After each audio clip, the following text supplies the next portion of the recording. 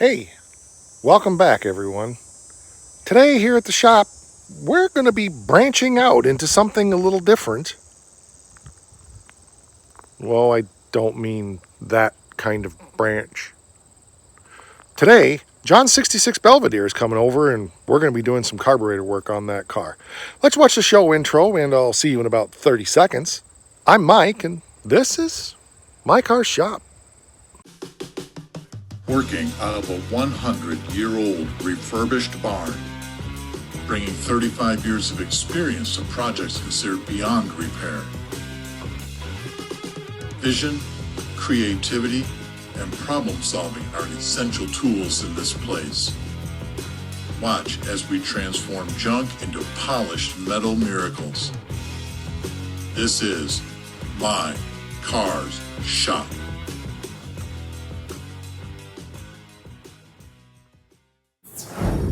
As always, life is crazy busy and the shop gets out of control, so I've been out here committing a neatness for a while now. Still got some things I wanted to do, but John is at work and he should be heading home soon. He'll get the car loaded up and bring it over and be here soon. But it has stirred something in my mind that just came up the other day over on the Facebook group, and that is what kind of work do we do here and what are our rates? Well, if you have to ask, you can't afford it. I don't work on customer cars anymore except on rare exceptions. John is an exception to that, and he and I just do labor swaps. He comes and helps me out here when I need some help, and I help him out with his project because, in his words, he likes learning stuff from the old farts. Amen. I guess I'm an old fart. And, helping out another friend once in a while. The Pontiac that's coming probably Monday is another exception to that, just helping out some friends with their car, a little paint work. But I really don't do customer work anymore, which is an ironic story that maybe I'll get into another time, because I definitely was going down that path and building the reputation for doing show quality work like that 47 Ford, and you've seen the 69 Charger that my son did. But I find that it's very difficult to do justice to these projects and really make any profit doing it. So we don't do that anymore. Anyway, John will be here soon. We will get moving on that car when he gets here. I do need to go out and branch out. Literally, that came down off a tree in a recent storm, and I need to branch it out of the way and make room to drive into the shop here. And well, we've just got stuff. So I'm going to continue committing the neatness, and when you next see me, we'll be working on John's 66 Plymouth Belvedere carburetor issue.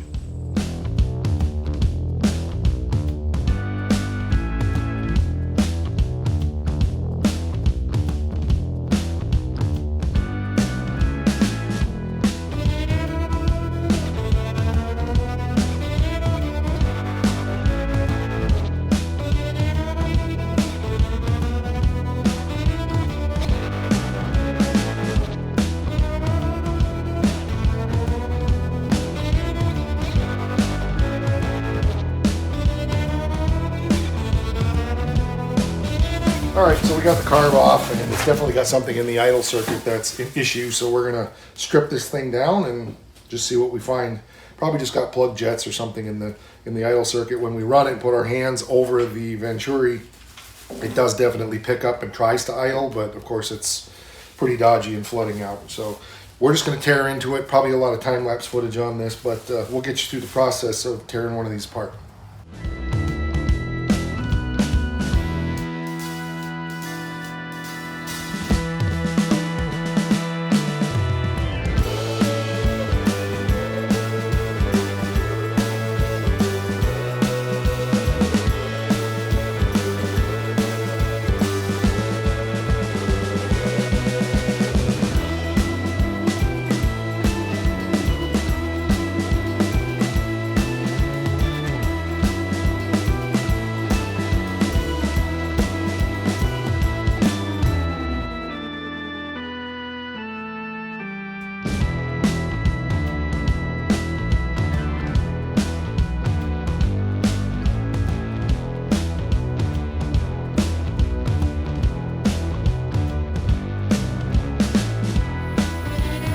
So we think what we got is maybe the idle circuit here, in the metering block is plugged up. I was blowing air through all of the ports in here, and this one right here, you could hear it like gurgling, like there was snot in there.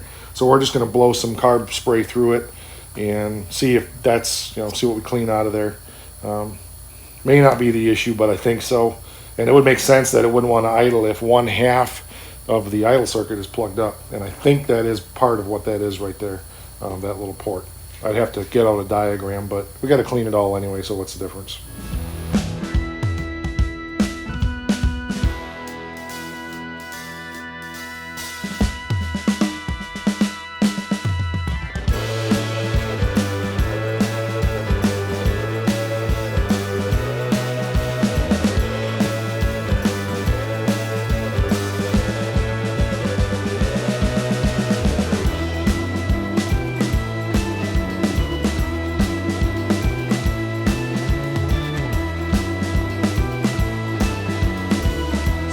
I think we found a plugged passage on the primary metering block side, but we think the issue is probably alcohol in the gases. This gasket has just kind of gone to mush, and we did find gasket pieces in there around, so we're thinking that's probably what happened. Was it was sitting for, you said, what, a year and a half or so, not being used, and probably had gas in the bowls, and just yeah, the alcohol fuels today are playing hell with everything, so we think that's what it is. But we're going to go ahead and go through the rest of this, pull the base plate off, and just change all the gaskets while we're at it.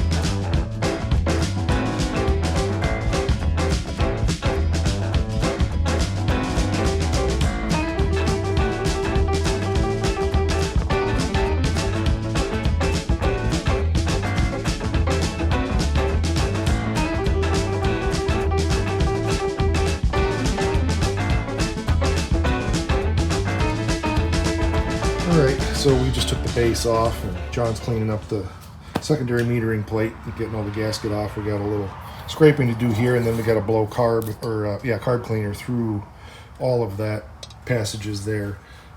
There's only one gasket down here, so we'll get that out of there. Get that all cleaned up, and we'll start reassembly here. We're close to it. I think we've got to change the, I think there's some seals on the squirters also that probably we should change while we're here.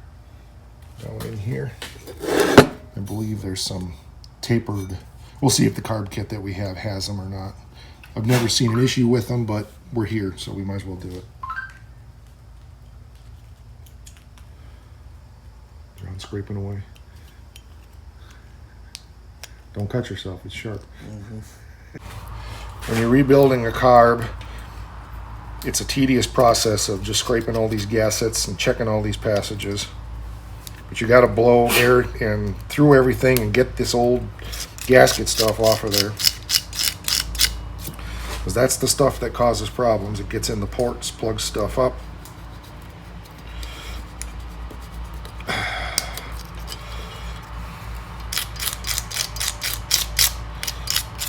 Like that. We did the right thing and blew it deeper into the carburetor, so if we can't see it, it'll be fine.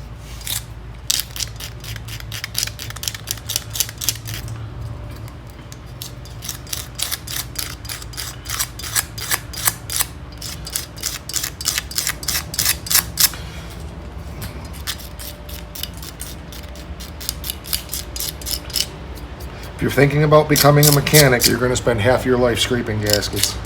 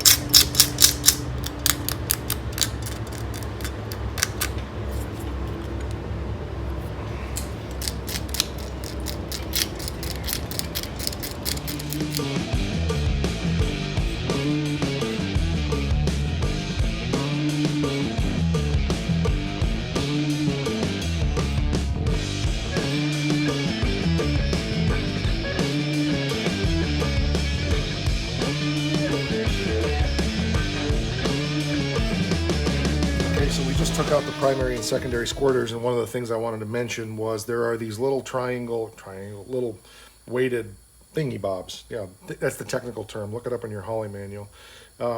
They go underneath the squirter, and what they do is they're basically a needle and seat, where they drop down and block the fuel passage, and then when you step on your accelerator pump, it blows up and allows the fuel to pass.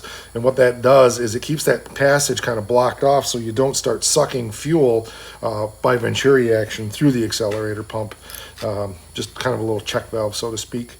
So it's kind of important to make sure those get back in there, and also make sure that they're free. One of these was stuck, so probably would have moved with fuel, but it was kind of stuck down in there a little bit. I think we're to the point of blowing all of this out now, and then not having any idea how to put it all back together again. But we'll put it in the box and John can go home. He'll be fine.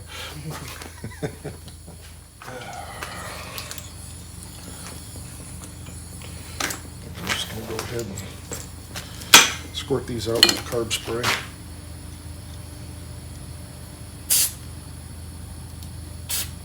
Oh yeah, big old pile of dirt came out of that one. That wouldn't have caused our issue, but I think that's what we were dealing with. That gasket. Mm-hmm. Gasket's falling apart. Yep. Plugging stuff up. I think so. Watch yourself. I don't know if it's gonna. I don't care if it squirts that, but I don't want it squirting that.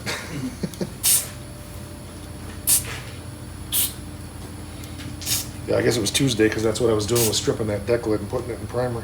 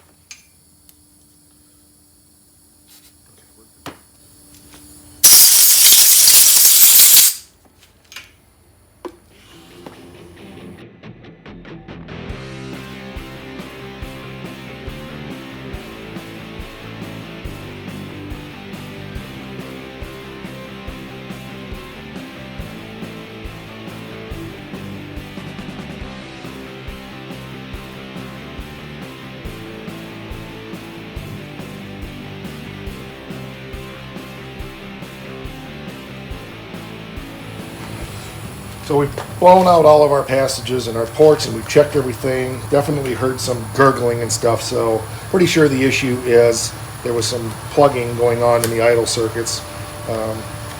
Everything else looks all right as far as we can tell, so we'll start putting it back together here and see what happens.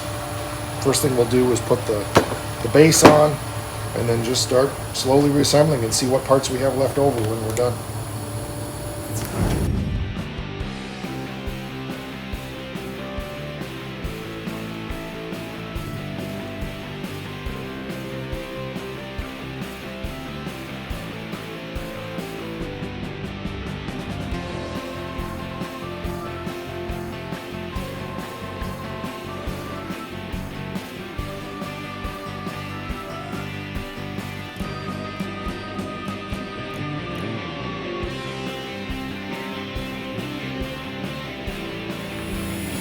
So we just put the new needle and seat in, and I'm just going to adjust the float, and I just try to get it ballparked, saves us time later.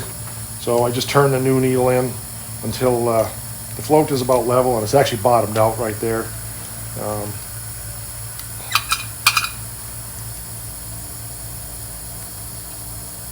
Probably you can see where that's bottomed out right there as far as it can go. Hope you can see that. And I like to bring it down just a little bit so that we have plenty of float travel. The goal is so that the fuel is at the mid-level on this. Don't have another bowl, we better not drop it. So that the fuel is just starting to trickle out of this hole when it's on the carb when it's full. So I think we're going to be pretty close about right there, hopefully. Almost need a little bowl or something to dump here. I'm gonna dump it out right on the floor. Okay, yeah, on the corner of that bench should be a good spot. That way it's separate from all this stuff. All kinds of little washers. Yeah. gaskets? There'll be one smaller one for the screw and one bigger one for the nut that goes against the fuel bowl.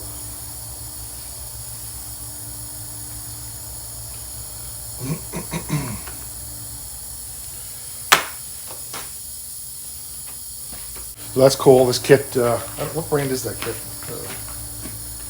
Can't tell. Performance Fuel System Components by something ED. I don't know. They make Teflon gaskets for these rather than the old paper ones, which is cool. I've not seen that before. Advanced engine design. Okay, advanced engine design. That's impressive. If you're familiar with Holley Carbs, you know these gaskets are always leaking.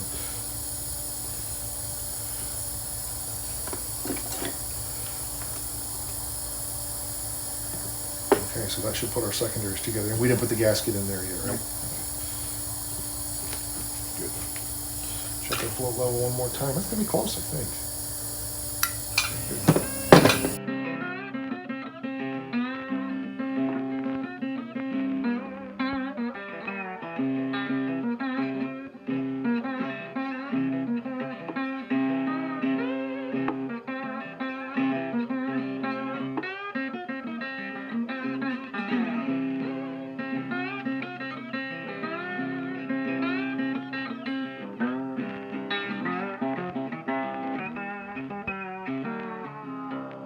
So who caught the 2 mistakes that I just made?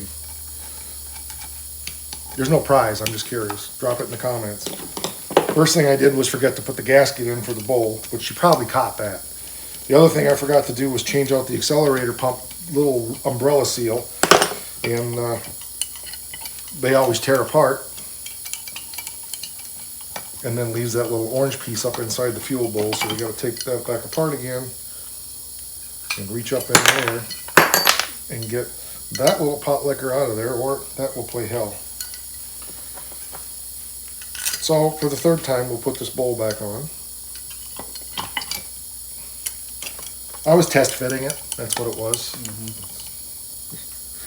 Drop one more screw. Okay.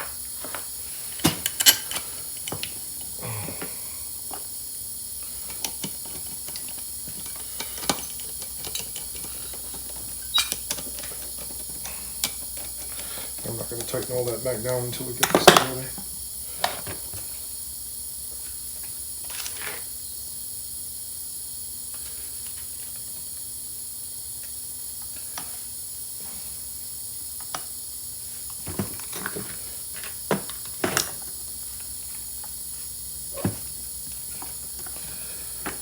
And this is why we didn't put it all back together again.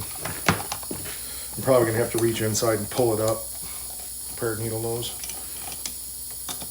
Some of them have a little hole in them. You can put it like a paper clip in to push them in, but this one doesn't.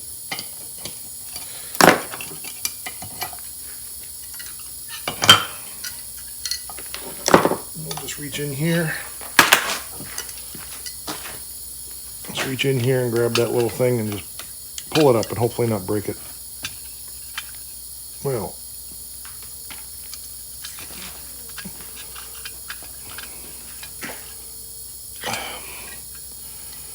it's not cooperating at all. Okay, it's up in there now. Here's a little trick thing you got to be aware of. You see that sticking way up in there? If you can see that, we got to trim that off or it's going to interfere with the float. Could that be a problem? Maybe, but maybe not, but better safe than sorry. All right, now we can put it back together again for the 5th time. 5th time's the charm. 5th time's the charm. And he's got the gaskets and the diaphragm. Oh, that's the old ones, okay. I thought he was ahead of me.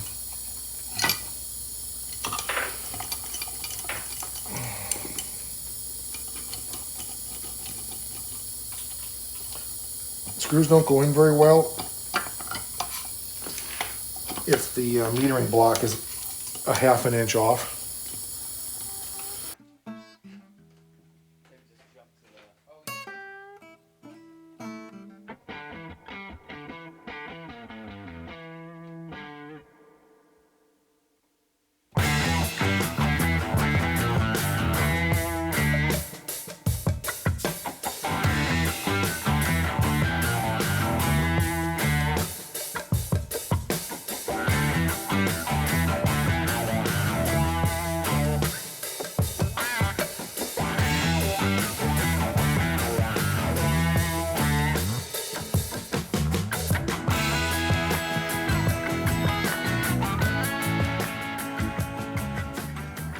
hopefully we've got it all together now. And we should be good to go. Just tighten up the fuel lines and should run just like a champ now. We did take the electric choke off and capped off the vacuum line that plugs into the front of the carburetor down here. And we put a little blob of RTV over the other vacuum port that kind of goes into the unit itself. So everything should be good.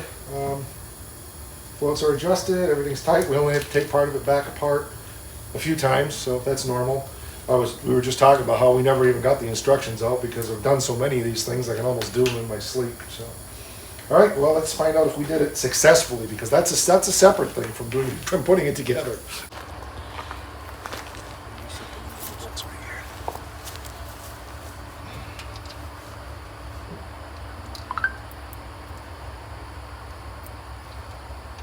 I adjusted them out to 1.5. So. Oh, guess what we did? What's that? This is on backwards when I flip it around. Oh, my bad. Sorry. the challenge of putting it on the bench. On there, right?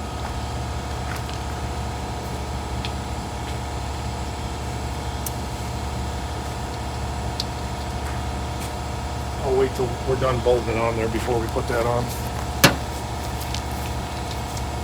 Yeah, 2-inch would probably be plenty for it, really, but I don't know. I like 3. yeah. That way, if I ever did do more to it, the glass was already done too. It felt pretty quick when I was driving it. Yeah. What little I could get it to run. It was scaring me, but it went pull and wander pretty good. Yeah. Is that one? You haven't got it aligned yet? No.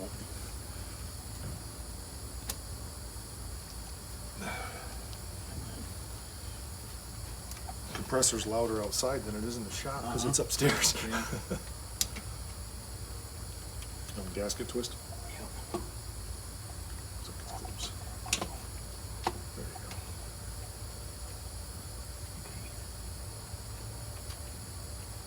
The Allen wrench is right here on the battery.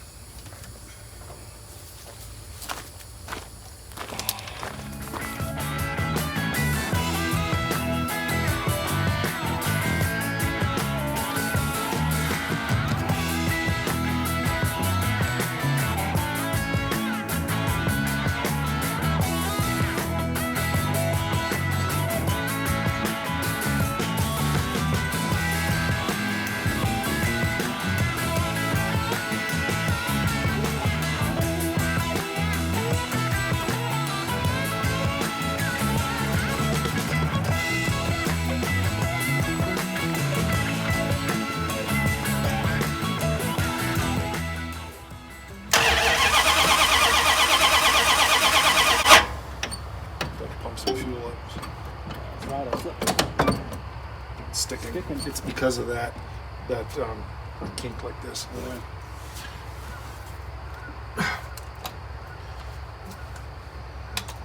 Try that. Still sticking, isn't it? Yeah, it's never.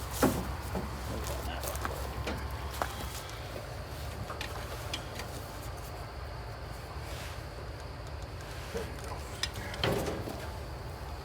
Can you twist that just a little bit?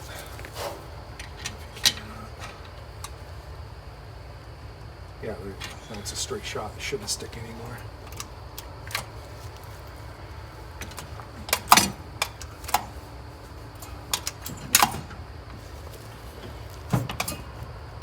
Still sticking. There it goes. It kind of put itself into position. The last that bracket shifted over and now it's working.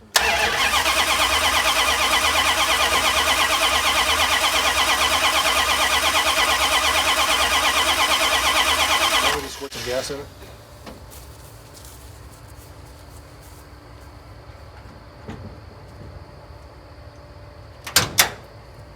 I don't know how much is left in here, but I got a squirt camera here.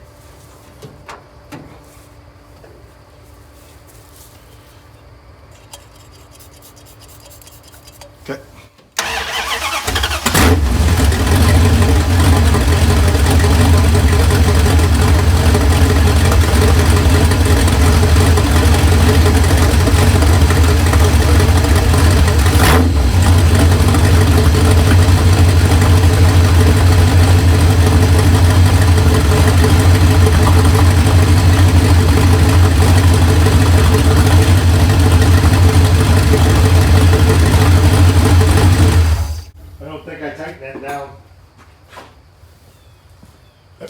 squeaking. Front one's tight. I don't think I tightened this one down. Easy fix. Yep. That sounds a whole lot better, don't it? Yeah, it runs. It's alive. What are those, metric? No. That's pretty tight. Yeah, it wasn't tight enough though. Let's get a rag and dry that up. Last thing we want is a fire. That's what I was wondering where my fire extinguishers are, but I thought, nah, we're fine. Okay, let's see what she does now.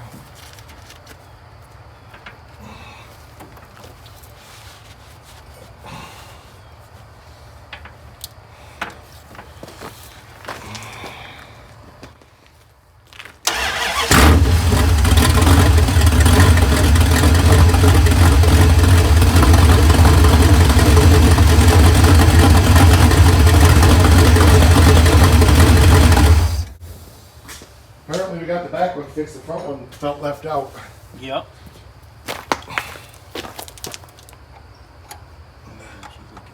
Oh, that was really loose. Let me get a bigger screwdriver. Yeah, that one was really loose. That one's dry back there, isn't it? It's a little wet still. Huh. Hope we don't have to go back to those paper.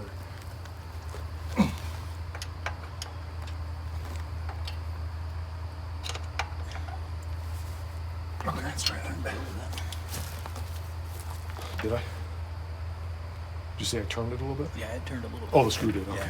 Not the jet. Okay. Not Those Teflon ones may take a lot more oomph to tighten them down. Yeah.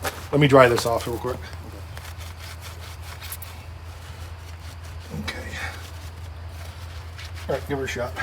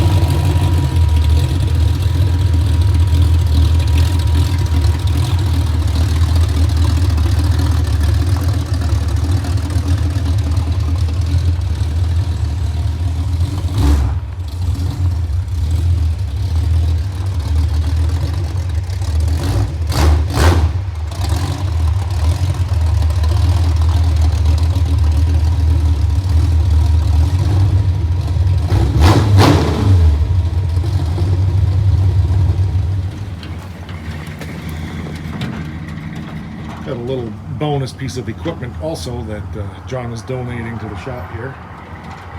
So we'll get to check that out.